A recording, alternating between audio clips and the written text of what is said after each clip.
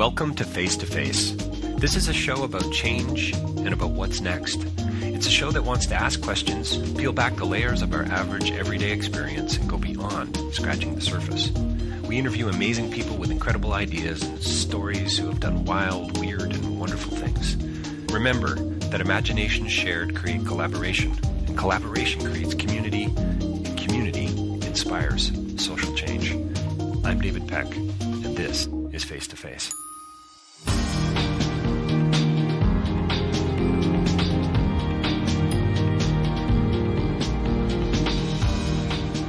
Well, my guest today is a returning guest to Face2Face. Her name is Miranda Bailey, and she's a filmmaker. She's a producer, writer, director. She's, as she says in the interview, she's put her whole foot right into the business, and maybe someday going to be setting up an art house theater on the moon. I know it sounds a little crazy, but Miranda has a crystal ball, so she has access to things that you and I can only dream of. So listen into the interview coming up. We talk about a new, well, it's not that new actually, the CherryPicks.com. I think it's in its third year. It's.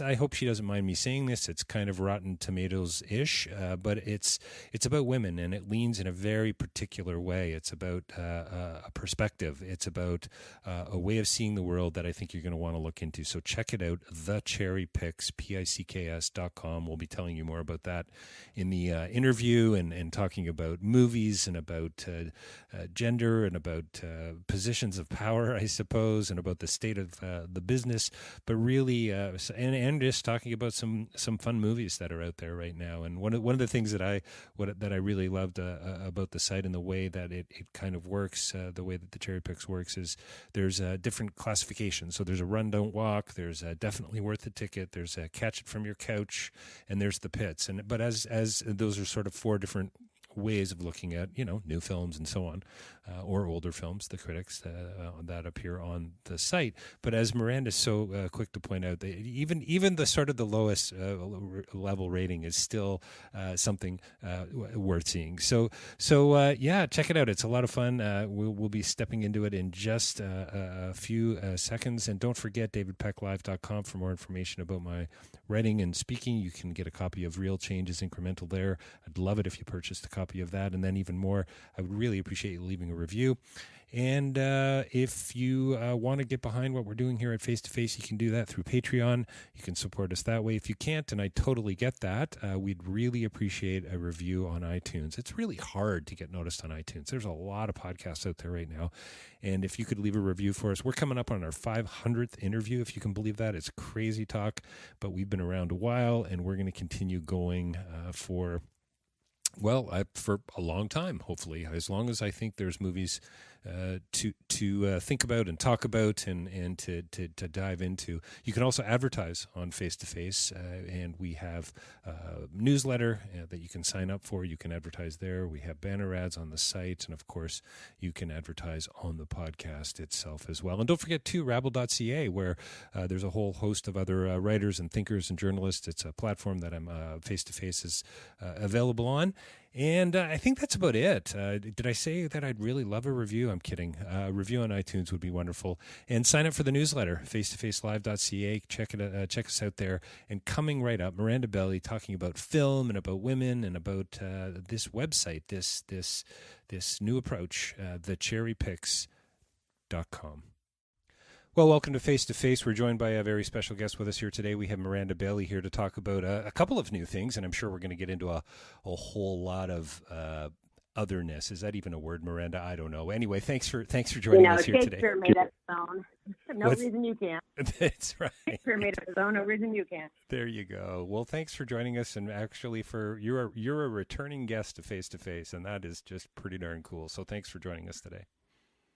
Well, thanks for caring about what I do. Yeah. So, well, you know what? Why don't we just step right into it? I mean, I've got lots of questions, but connected to this new initiative, or relatively new initiative that you're involved in, the CherryPicks.com, and let's spell that out for everybody. It's going to be available, obviously, in the bio, and you guys will be able to find it there too. But it's the Cherry, and it's PICKS.com. This is about movies. I mean, that we know for sure. Tell us more, Miranda. Yeah, so it's a place where all the female critics that are published are curated together, and we have a score of, like kind of how like there's a scoring system for Metacritic or Rotten Tomatoes. We have a scoring system as well, but ours is isolated to female or female identifying or non-binary critics that are published. So that's what we do. We have our own score. So that's where, like, as a girl or a woman, you can think, hey, what do women think about this movie? Women critics specifically at this time. And you can go and see that score. We also have a lot of our own content as well that we're doing.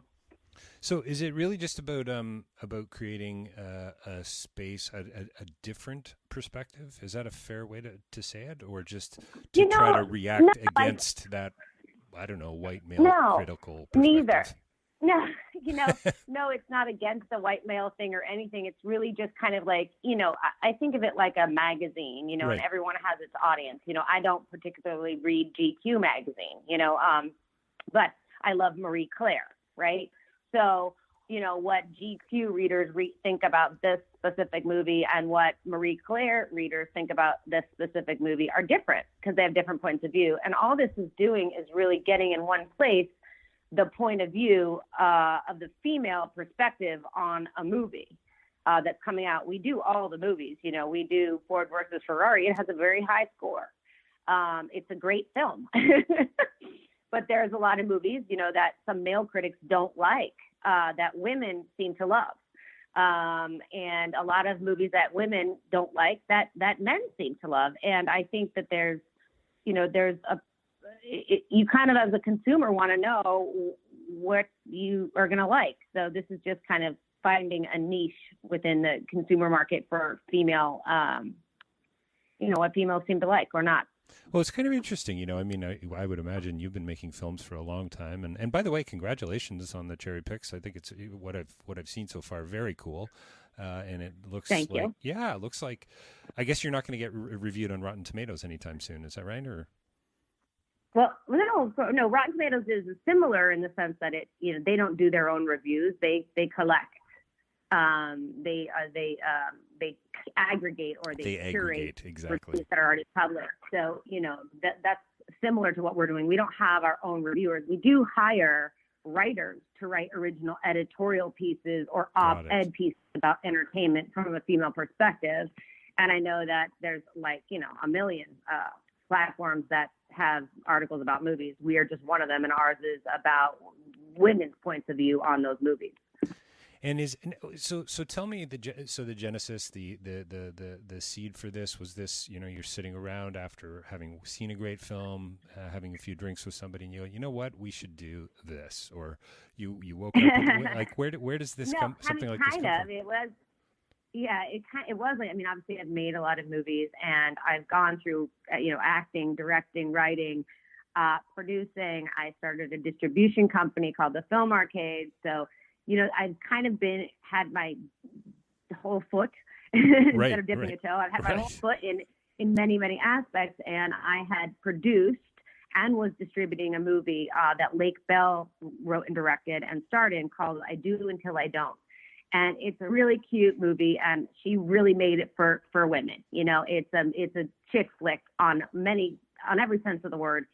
And I was reading reviews written by men and written by women, and they were really, really written in a different way. And I just think that the male audience of critics, they wrote things about how disappointed they were in her, like almost like they were her dad or something, like how whatever, and how they wanted her to be more oddly feminist or whatever it was they were expecting from her. And this was a movie about, following, a woman who didn't believe in marriage and then suddenly, and having a children, and then felt, decided that she did like it. So, a lot of my girlfriends really liked it. So I wanted to see what do the women think? And I had to comb through, different articles and magazines and whatnot to find female, critics, because the score on Metacritic or Rotten Tomatoes didn't reflect a very good female score because there weren't that many. And that's when I realized there's not very many female critics that are on these sites. And if I want to see what a group of them think, there's no place for me to go. So then I thought, well, I'll make it. Right. And we live in a day and age when now that is not so hard to do. Every day of my life is consumed with this and trying to keep it going and have new ideas. And I don't know how this happened. I mean, how does life happen? It's crazy. I know, isn't that? But that's so cool, right? How does life happen? I love that when you actually start to try to piece things together. Some of it makes sense, some of it not so much. So we've got Run, Don't Walk. We got Definitely Worth the Ticket. We got Catch It From Your Couch and The Pits. Are they they're the four categories, are they? Those are the four categories. And oddly enough, everybody's catching things from their couch nowadays. Right. Of course. Yeah. Yeah. And even our Pits movies, this is meant to be a filmmaker friendly site. So even our Pits, because I'm a filmmaker, so even our Pits movies, we sell it like everyone likes a pity movie every now and then. I mean, Sharknado is not a good film, but people love to watch it. Glitter is not a good film, but people love to watch it. And so it's really about celebrating all the different kinds of films from the female perspective. Is it for you? Would you say this? You used the word feminist earlier. When some critics were talking about a particular film, would you put yourself in that category? Like, is this a strong? I mean, it doesn't look like it to me. When you look at the site, it just looks like it's a lot of fun, and it looks like there's lots of good reading and lots of great ideas and thoughts about film, etc. But is it about the pendulum to some degree, trying to, I don't know, balance that dark side of the force? Yeah. I mean, yes and no. So yes and no. So yes, I'm a feminist, and I think anyone who believes that we should have equal pay and equal rights is a feminist, whether they want to call it that or not. That's right, I know that word has a bad rap, but I'm personally very proud of saying I'm a feminist. I'm also a humanist. I believe everyone deserves to be treated with respect and equally. But so for me, I've been in the movie business for many years, and there's been a lot of talk and shouting about we need more women's stories and women directors and women's perspectives and women's this. And obviously, I've done everything I can from making the movies to directing them myself, to, like doing everything I could. But at the end of the day, and I learned this as a distributor, at the end of the day, you are going to put out what the market wants, right? And so we've always run up against this wall as filmmakers of, women's movies don't sell overseas, or women of color can't lead a movie because no one buys those and no one goes to see those. And that's a bunch of crap. But it isn't a bunch of crap if the majority of people who are telling consumers what to buy are Caucasian male. So if you have the people who are, identifying with Caucasian male stories, the most people talking about movies, and that's what you should go see, then that's what movie makers are going to have to make. So this was about trying to find the female and women of color critics out there, which there are a lot of them. I bet. And show that they have their own voices, and we have our own audiences as well. And we do go see movies. And we do, we're consumers. So it's really about leveling that. There's no way to get more women behind the camera or more people of color behind the camera or more stories of either if the gatekeepers, and I hate that word gatekeepers because it's not like they're really they're not purposely standing in the way, but if the New York Times is publishing a white male critic on everything, and you need to have Peter Travers as the only voice that matters, or whoever, he's going to have a different perspective on things than Carla Renata, a curvy critic. So there's a big difference. So Miranda, are you looking for writers then? Are you looking for people, or are you doing that hard work of going out and finding them and pulling them in, as you say, that aggregation notion of curating, if you will? We have both. So we've been doing it for 2 years. We're on year 3 right now. So I guess we've been operating 2 years, and we're hoping to finish this next 12 months of year 3. And now, so at the beginning, of course, we were the ones going and finding the people and collecting their pull quotes and their, reviews from, the Boston Herald to the Black Girl Nerds or whatever it was that they were, where they were. And now we actually have an official cherry picker, application. So we still do aggregate, not aggregate, but collect from everywhere. Sure. Like Manola Dargis has a deal with the New York Times. She can't become a cherry picker. We're still going to count her score in the score. Right. But we highlight the reviews of people who become cherry pickers. It's totally free. It's a way for them to put up their own page on our site. You can go and look up, some cherry pickers. They are able to have their Patreon accounts there in case people want to donate to them so that they can keep writing reviews. It has a list of their work. If they're looking for a job, they can send that over as a page to get a job at a paper or a place that might be hiring critics. Those are the cherry pickers are the ones that we kind of highlight at the beginning of the film page. But we do curate all female and non-binary critics that we know about. That you know about. Do you think, I think this is a pretty self-evident question on some level and maybe not on others, but the width and the breadth of the female perspective.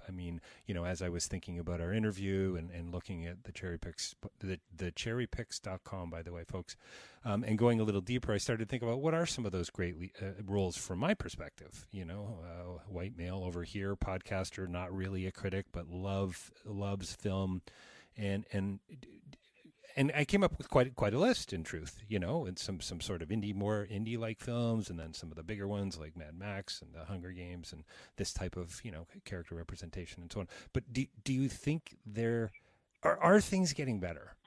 I guess, you talked about that. You talked about that gatekeeper, small g, Yeah, they are getting better, and people are talking about it. As long as people keep talking about it, then things will be. As long as it's in the awareness, it'll change. As you know, I have nothing against white men. I've slept with many of them, but Okay, so Miranda, every day I look for one soundbite a day from my kids or my wife or from something I'm reading. That's my soundbite. So thank you for that. I appreciate that. Yeah, perfect. Yeah, I'll be tweeting that out later tonight. By the way. Great. Awesome. That's great. That's right. That'd be great. True. But I do think it's getting better. But I do think movements, help things get better. And I know that there's a backlash to movements. The Me Too movement has its own backlash. Black Lives Matter has its own backlash. Time's Up has its own backlash. But these are critical movements that start the conversation. And without them, we're not able to, have true equality without the conversation. So, but that has nothing to do with cherry picks necessarily. No, but I think it is a part of it, right? It's adding to it. Hey, can I read this quote? Have you read any Simone de Beauvoir by any chance? I studied philosophy for many years, and one of my favorite books is The Ethics of Ambiguity by de Beauvoir. Check this quote out. I'm going to read it whether you want me to or not. The quote, "Representation of the world, like the world itself, is the work of men. They describe it for their own point of view, which they confuse with absolute truth." Close quote. Isn't that great? That's great. It's so good. She clearly had a great sense of humor, wit, irony, but wow, could she turn a phrase? Yeah. So the pendulum's swinging back, or it's middling out, maybe to some degree. We're in the middle of this COVID crisis. Oh, I don't think it's middling out or anything, and I don't think it's not get too positive. Jobs, is what you're saying? I think that people are more aware that they need to hire more females across the board and people of color across the board. I think that in Hollywood, I think that is an awareness, and that is where it starts. I think there's a lot of work to be done to continue to do, and I think that we all, are indoctrinated so much that we make mistakes based on, what we've learned in the past and what it is or isn't. And I think that we have to be open to criticism and we have to be open to change. It's great. It's great. Open to criticism and open to change. Hey, can you tell me a little bit about you're working on another initiative and the film arcade is. Can we chat about that a little bit in this new? Yeah. So tell me more. I started the Film Arcade, which is a traditional theatrical distribution company. After I was producing a lot of movies and selling them. And I was like, why am I selling these movies? They're gone for like 14 years. I don't have, or 17 years, and I don't have the right to do anything. I have consultation on how they look with their poster or whatever. So I started the Film Arcade to give filmmakers more of a say in the process. But it was still traditional, 90-day window, theatrical, small theatrical indie films. We did Don't Think Twice was quite a successful one for us with Mike Birbiglia. We did Jill Soloway's Afternoon Delight. She went on to go to Transparent after that. We've had a lot of really great movies. James White, was nominated for a Spirit Award. So we've had like a lot of that great thing. But, at the same time, there was a lot of really great movies that we passed over because our deal with, our ancillaries did not give us the ability to do something called kind of day and date, where it goes in theaters at the same time that it goes on video on demand. And so now that that's changing, I started a separate kind of fork or wing, I guess you would call it, to the Film Arcade. And it's called the Film Arcade Carousel. And this is specifically for being movies that are under $2 million from underrepresented stories or filmmakers that aren't getting the traditional distribution, that they can actually self-distribute with our guidance and counsel through the Carousel plan. So we would, they would budget for it in their movies, or they would raise the money, which is not a lot of money. We're not doing like traditional studio service deals, $250,000 things at all. We're really keeping in mind, how do we help these filmmakers and what is the least amount that it will cost us to get it up, and that's what they would pay. So they're paying a small fee for our counsel, and then they paid the small fee that we've made deals on with our, with the Amazons and iTunes and the Google Plays and whatnot. And then we've made special deals with, publicists and special deals to get, to be able to bring those prices down so that these filmmakers can actually get their movie out there. And if they want to put it in theaters when theaters reopen, they can, and we'll help them do that. So is this something that has been sort of germinating for quite a while, pre-COVID, or is this? Well, it was happening. It was happening with other smaller companies that were not traditional theatrical. Distributor was one. Go Digital was one. Those all went out of business, and they went out of business probably because that was their only model. I think that too bad they went out of business, because right now I think it's probably the best time. This pandemic, has very, very much proved, if anything, that people do still like watching movies at home, and that the traditional distribution model needs to change. So this is just our way of making sure that we get these little movies seen before everything is drowned out by the big ones.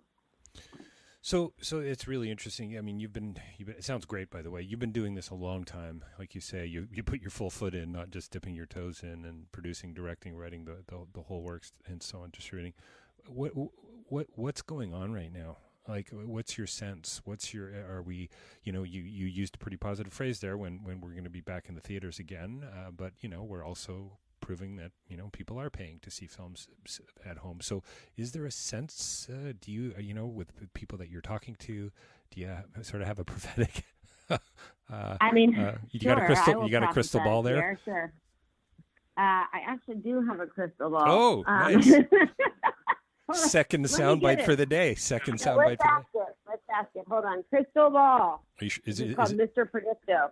Will theaters go back to being the same again?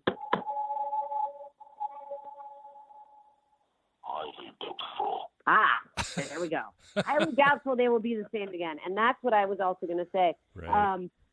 I think that the traditional model of theaters refusing films, because that's what they do. The exhibitors refuse films that do not have a 90-day window. When that means like 90 days before they go on DVD, right? Traditionally, which now is called video on demand, right? And then video on demand has its own set of window or license time before it goes to SVOD, which is subscriber video on demand, like Netflix or Hulu. So it would normally go to a theater, then 3 months later it would go to a video, then 3 months later or something it would go to Netflix, right? If Netflix would buy it. Or now there's going to be tons of more subscriptions. There's tons more SVODs out there. Netflix is definitely going to be having a lot of competition. There was talk about the Oscars, and Spielberg didn't like it and wanted to keep the 90-day window because, Netflix was having Roma play for 2 weeks in a theater and then go on subscription video on demand, and that was like really shaking up things. And if this pandemic has taught us anything, it is that you can still have an excellent movie. You can still get excellent numbers. You will not necessarily get a good box office, although Roma did. By playing at home as well. And the movies will be taken seriously, watched at home, just as they are in theaters. And I think for a long time, I'm not an exhibitor yet, but never say never. Exhibitors, it's been very scary as the change has happened, because less and less people are coming, and their ticket prices are just too damn expensive, right? And right now, I have to say, Emma, $19.99 for a rental for 48 hours, I think is too expensive. But guess what? We don't have a choice right now. Right. We want to see Emma. But they're getting that price out of VOD, so I'm curious how that's going to be. But I think the exhibitors just have to make it, more of a, can't just have a theater anymore. You got to do what ArcLight did and have a restaurant, or do what Alamo Drafthouse has and serve beer, and have it really be a destination and a place to go out in order for people to want to go out and spend the money, because we do have the option to see it at home now. But it's really interesting. Small movies have not had the opportunity to play in those theaters anyway, because they've been sucked up by the big ones. Yeah, they've been kind of shut out. There's a couple small theaters like that in Toronto here that do play those types of films, the indie films. They do get a theatrical, as it were. There's not many art house theaters left in the world. Right. There really aren't. Yeah, difficult way to make a living for sure. It's interesting. My wife Elizabeth this morning was telling me a story about. She's like, "Oh wow, finally some positive news coming out of this crisis." And I guess B&B has got somebody in. Wait for it, I can't think of where it was. Anyway, where did Chernobyl happen? It was in the Ukraine, I believe. Anyway, he's doing video. Chernobyl. It's in Chernobyl. Chernobyl's in Chernobyl. That's right. He's doing these video tours. And so the dogs of Chernobyl. So there's I guess there's a lot of stray dogs or whatever.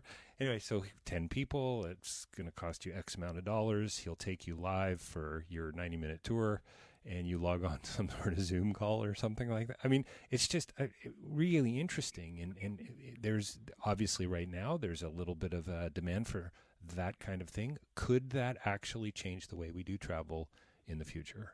I mean, and now travel. I don't think so. I hope not personally, but for some, maybe. I think what it does is it changes the way we see content, and that is what is key. And that is, the invention of digital was the same big, film was gone, right? And right, never again. Was taking over, and film is coming back. I mean, granted, I was. Our productions are shut down, but one of our movies we were going to shoot on film. So film is coming back. DVDs, actually, people are starting to collect DVDs like they collect records and LPs. LPs I love came the back. collection. You go to the LP store. Yep. So, but my big thing is when, I didn't invent this phrase or anything, but I live by this phrase, which is what doesn't bend breaks. And if you cannot be flexible and learn how to pivot and say plot twist, okay, and keep reading, you're going to die. Your business will die. Your relationships will die. You gotta learn how to go with the flow a little bit, and Hollywood has to do the same. Are you making any money off the CherryPicks? Is it paying some bills for you? Is it long term kind of? No, thing? not yet. Not yet. Okay. Not yet, but it's new. It's a startup. Yeah, for sure. So my hope is to. I mean, we do have ways to make some income now. There's links that are green on the site that will take you to something you can buy, which we would get like a little kickback, or like if you bought a movie ticket or watched iTunes through our site, we'll get a little something. I'm talking like 26 cents here. Okay. Right. That's a lot of movies. You know, the more and more people, the more the site grows and the more and more people who do that, then we will be able to sustain ourselves. You know, we have enough funding to last us, through the next 20 something months. And, maybe someone will buy us. Maybe we'll get investors. Maybe it'll be maintaining on its own by then. We have I've stayed away from advertising thus far because I don't like it aesthetically, and I want the content to be good first, and I want to find unique ways of advertising. And we have some really unique ways to advertise through movies and stuff now. You can buy a takeover and has like your image play on the front page and stuff like that, and do a sponsored collection, so like my movie that I directed called Being Frank is about a guy who was, had the secret family. So we made a collection called Lovable Liars. So there's a movie of Lovable Liars, and it was sponsored by the Film Arcade. And that movie like plays first. Those kinds of things that the studios will be able to use. And obviously we want our license. We want our score to be out there. I feel that our score should be licensed just like the Rotten Tomatoes score, or the Metacritic score that gets licensed for iTunes and whatnot. I think our score should be there as well. But we need more people to know about us before that. Yeah, absolutely. I would say it's just a matter of time and some. It is. You certainly got the passion and the commitment and the intention. That's for sure. And I really wish you well with it. So hey, but just before we wrap up here, give me a couple of rundown walks that my listeners might be interested in going to see, or sitting downstairs and seeing. Yeah. Well, we have a newsletter actually that comes out every Friday that you can sign up for on our website. Nice. And that actually, like instead of just rundown rocks, like what we do is we do something called the CherryPicks choices. So these are kind of like when you used to go to the video store and like the people who work there were like, I like this movie. So we have CherryPick choices. That's our first thing when you go to the website. And those are not score dependent. Those are dependent on what all the girls who work at CherryPicks, like think is the best one that they want to see this weekend. Oh, cool. So if you go there and you look right now, there's lots of different movies that are small and coming out. Obviously, I want to see Trolls, and I will be doing the Troll watch party. Through DreamWorks is happening with my kids. But then there's this movie called Banana Split that is out on VOD that is really cute and really good. And we just had Hannah, who's the star of it, on our Instagram Live today. So we get to talk to the actors in the movies as well.